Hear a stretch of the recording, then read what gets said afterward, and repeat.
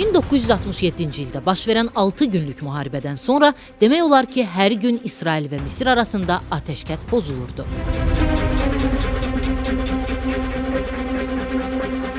SSR müttəfiqi olan Misirin hava hücumundan müdafiəsini gücləndirmək üçün 1969-cu ilin payızında Süveyş körfəzinin qərbinə P-12 Yenisey radarını yerləşdirir. Radar İsrail təyyarələrinin təhlükəsizliyini təhdid edirdi.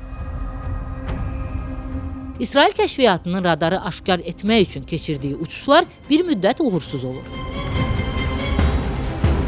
Lakin dekabrın 22-sində İsrail aviasiyası Süveyş körfəzinin yeni çəkilən fotolarında şübhəli obyekt aşkar edir. İlk baxışdan səhrada 2 bədəvi çadırının qurulduğu düşünülsə də, bunun SSR istehsalı P-12 Yenisey radarı olduğu üzə çıxır. Bu qurğu Sovet ordusunda 1956-cı ildən istifadə olunurdu. O, 200 km uzaqlıqdakı və 25 km hündürlükdəki hava hədəflərini müəyyən edirdi. Lokator 2 ədəd ZIL 157 markalı Sovet avtomobilinin qoşqusuna quraşdırılmışdı. Şəkillərdə radarın antenası və generatoru da görünürdü. Peşəkarlıqla gizlədilən antenanın ətrafında onu mühafizə edəcək avadanlıq yox idi. İsrail hökuməti radiolokasiya qurğusunu məhv etmək istəyirdi. Lakin aerofotoqrafiya şöbəsinin çavuşu Rami Şalev lokatoru İsrailə aparmağı təklif edir. Bu təklif İsrail Hərbi Hava Qüvvələrinin rəhbərliyi tərəfindən müsbət qarşılanır. Dekabrın 24-də baş qərargahda RLS-in ələ keçirilməsi ətrafında müzakirə aparılır. İlkin əməliyyat planı general-mayor David İvri tərəfindən hazırlanır. Əməliyyata Tarnigol 53, yəni Xoruz 53 kod adı verilir. Bu adın planı icra edəcək CH-53 helikopterləri ilə bağlı olmasına dair versiya var. Əməliyyata rəhbərliyi desant qüvvələrinin komandanı Rafael Eytana həvalə edilir. Plan 2 hissədən ibarət idi. RLS-ə hücum edən dəstəni mühafizə etmək və Misirlilər əməliyyatdan xəbər tutarsa, yardım gəlməsinə mane olmaq.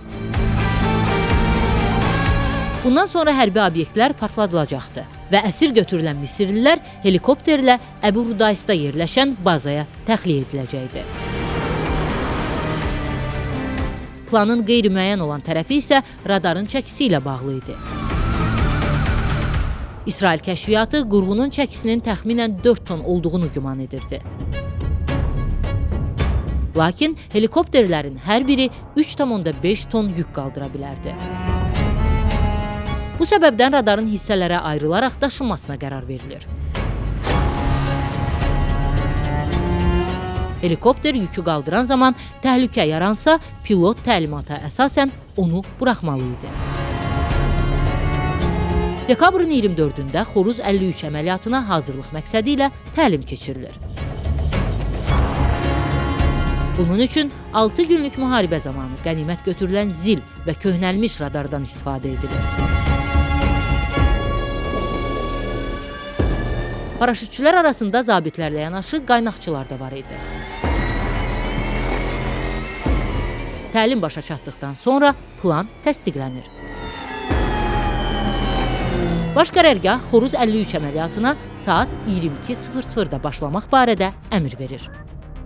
Desantçılar RLS-dən təxminən 6 km aralıdakı əraziyə enirlər. Misirli hərbçilərdən yayınmaq üçün son 200 metri sürünərək hərəkət edirlər. İsrail kəşfiyyatı orada 15 hərbçi olduğunu bildirsə də, onların sayı 6 nəfər idi. Qaranlıqda kiminsə hərəkət etdiyini görən hərbçilərdən biri atəş açır. Nəticədə 2 Misirli hərbçi öldürülür, 4-ü əsir götürülür. Misirli əsirlər texnikanın sənədini İsraillilərə təhvil verirlər. Radarın sökülməsi saat 1:45-də başa çatmalı idi, lakin iş 2:43-də yekunlaşır. Qurğunun çəkisi gözləniləndən 400 kiloqram artıq olduğu üçün birinci helikopter ən yaxın İsrail bazasına enməli olur. Digər helikopter isə antennanı planlanan əraziyə saat 3:50-də çatdırır. Xoruz 53 əməliyyatı İsrail üçün mənəvi, hərbi və texnoloji qələbə, SSR üçün isə ağır zərbə idi. İsrail P-12 radarının tədqiqi üçün Amerika Birləşmiş Ştatlarından mütəxəssislər dəvət edir. Onların sızdırdığı məlumatlar nəticəsində əməliyyat mediada işıqlandırılır. Qərb mətbuatında helikopterlərin Misir prezidenti Camal Əbdülnasirin sarayını və piramidaları oğurlamasını əks etdirən karikaturalar yayımlanır. Bundan sonra Misir prezidenti Camal Əbdülnasir məsul şəxslərin edamını əmr edir.